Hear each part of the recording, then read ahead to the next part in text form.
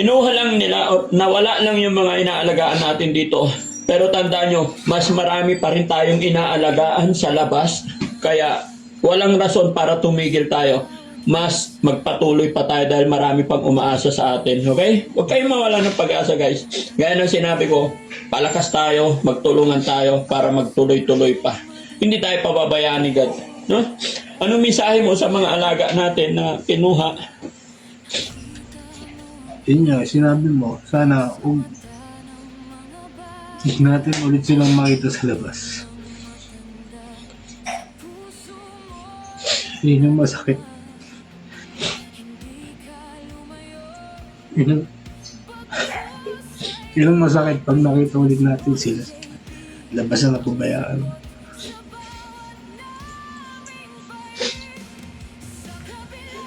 Parang kapatid. Parang kapatid na rin natin si Teo. Kaya nga. Siyempre, pamilya na ang turing namin sa kanila mga kababayan. Kasabay namin sila matulog, sabay kami magkain, paggising, magkape, sabay kami. Kaya napakahirap po. Lalo si Bandam. Si Bandam makulit, pero masayang kasama mga kababayan.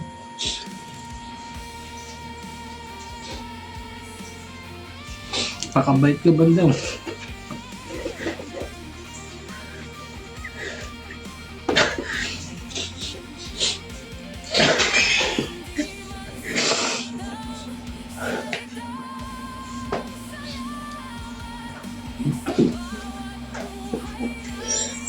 Tsaka mas lalong masakit, mahirap din sa amin kasi mga kababayan dahil hindi talaga kami pinayagan na mag-video.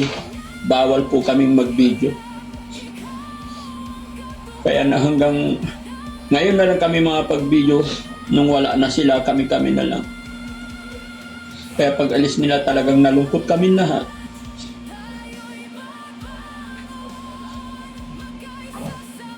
Pero guys, sabi ko nga sa inyo, laban, tuloy pa rin tayo, no? Walang, hindi humina or hindi mababawasan yung pagtulong natin. Tuloy-tuloy pa rin tayo.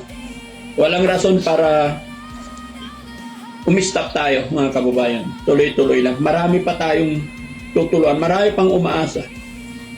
Nandiyan pa sila Ate Dangdang, yan si anak ni Ate Laika. Marami. Diyan sila Ate Nida. Marami pa tayong tutulungan mga kababayan. Marami pa tayong mga kapatid, kababayan. Yun lang, ang nawala lang mga kababayan, kaya huwag po kayong mag-alala. Yung bawal lang magtira dito. Pero sana, kung okay sana, mas mabilis po gumaling ang pasyente pag nandito. Kasi kaya nga naman po nakakarating dito, pag dinala namin sa bahay pagamutan, then pag sinabi na ng doktor na mas mabilis gagaling pag naiuwi na, sa bahay nyo na po painumin ng gamot. Yun lang ang rason kung bakit nag-i-stay sila dito. Hindi yung i-rescue tapos pag i-stay dito, hindi po. Kumbaga, permission na ng doktor na iuwi sila. Okay na, Kuya Rizky. Laban lang tayo. Laban tayo. Walang problema yan. Tuloy-tuloy lang tayo. Ihatid namin itong mga kababayan. Samahan nyo pa kami hanggang sa dulo ng video nito. Sundan nyo pa mga kababayan. Maraming salamat. Kailangan makainom din si Kuya Oliver. God bless po. Talaga? Ha? Ha? Hindi, nakakamiss lang kasi sila eh. Kung nagkukulitan dito, Oo. tulad ngayon, malungkot na dito sa center eh. Oo. Tapos si Bandam, kung wala kang ibang kausap dito, si Bandam kapitan mo. Sumisig lang ang buhay mo eh. Mga ganun bagay. Sa Junjun, tuwing hindi ka kakauwi sa pamilya mo, si Bandam lang kausapin mo. Okay nang kalagayan mo eh. Happy ka na. Parang ano, no? Parang may bagyo sa Pilipinas ngayon, no? Hindi yung literal na bagyo. Parang, yun, parang dumadaan ng pagsubok sa mga vlogger, no? Kaya nga, mas iniisa-isa yun. Kaya nga mag-pray tayo mga kababayan na sana maging maayos ang lahat. Alam ko malungkot tong aking mga kasamahan, malungkot ang aking team, pero wala tayong magagawa. Dasal, magpakatatag, laban lang.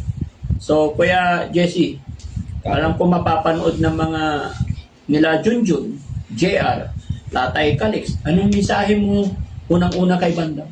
Kay Bandam sa'yo, siyempre napamahal na rin kami sa'yo dahil sa tagal ng panahon.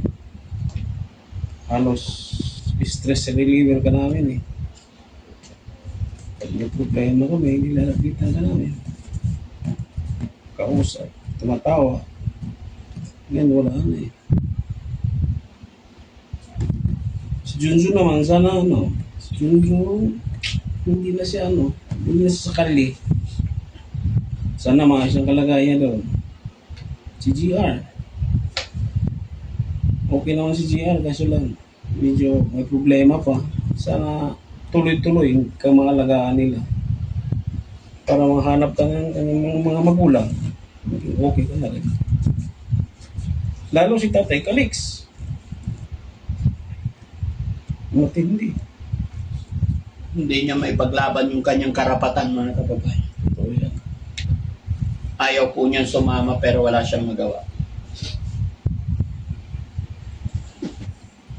Gustong gusto niya dito, nagustuhan niya kung paano namin siya tratuhin, alagaan. Kaya umiiyak siya. Maririnig naman ni Tatay Calix to yan. Calix, anong mensahe mo sa kanya? Hindi naalala ko yung lolo ko. Ganyan, katanda. Noon kasi, si Tatay Calix, ganun katanda yung lolo ko. Eh, lolo ko kasi nagpalaki sa akin. Kaya naalala ko si Tatay Calix.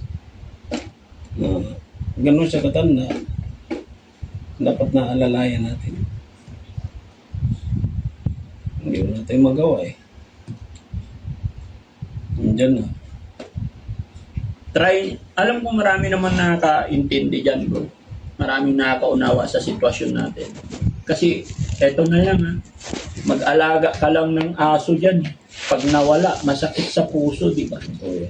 Mag-alaga ka lang ng pusa. Pag nawala, iiyak ka eh. Yan pa kaya, mga tao na nakakausap natin, nakakapagsabi sila ng kanilang nararamdaman. Kaya, naintindihan ko kayo guys. Laban lang, kapit lang. Kapit lang. Tuloy-tuloy tayo. May plano pa si God para sa atin, para sa mga kapatid natin na nawala dito. Yes. Naban. Maraming salamat sa inyong lahat mga kababayan. Saan man po kayo naroroon, isa lang masasabi ko. Love you all po. Shout out po sa inyong lahat. Mga kababayan natin nasa ibang bansa na sulit nakasuporta sa Team Daddy Frankie. Salamat po talaga sa inyong lahat. Mga kababayan natin OFW, huwag po kayong malungkot. Mas masakit dito kay Daddy Frankie.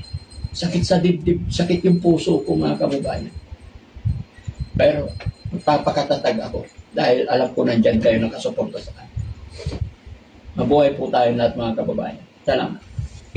Salamat. Pasensya na kayo dahil ang naramdaman namin, ganun talaga eh. Nilabas lang namin para mawala. So okay na kami. Tatag lang.